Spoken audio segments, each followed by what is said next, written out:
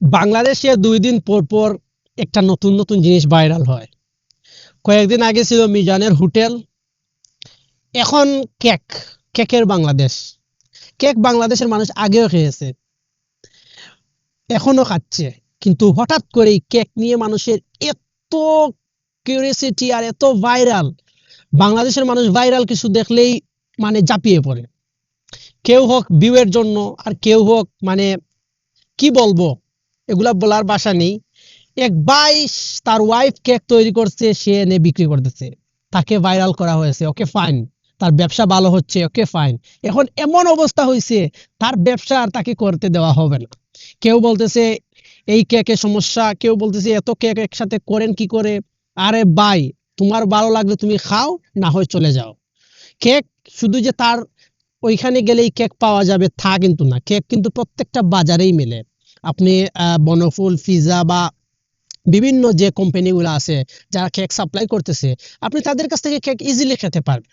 তারপরও 800 টাকা, সেদিন এক বোনকে দেখলাম 800 টাকা গাড়ি ভাড়া দিয়ে তিনি কেক খেতে আসছেন, এক পিস। মানে বাবা যায়, বাংলাদেশের মানুষ গরিব, একটা বাবা যায়, যেখানে এই ইউকের মাটিতে বসে 1 মাসের মধ্যেও একটা কেক খাওয়ার মানে সামর্থ্য বা সাহস, সামর্থ্য আল্লাহ দিছে, বাট সাহস হয় নাই। কারণ এক পিস কেকে খেলে অনেক টাকা চলে যাবে। এগুলো আমি এর জন্যই বলতেছি, বাংলাদেশের মানুষ এখন আয় রোজগার তো করে না, সবাই অন্যের উপর নির্ভরশীল, আর টাকা পায় আর বুঝে না টাকার মর্মটা কি, মূল্যটা কি।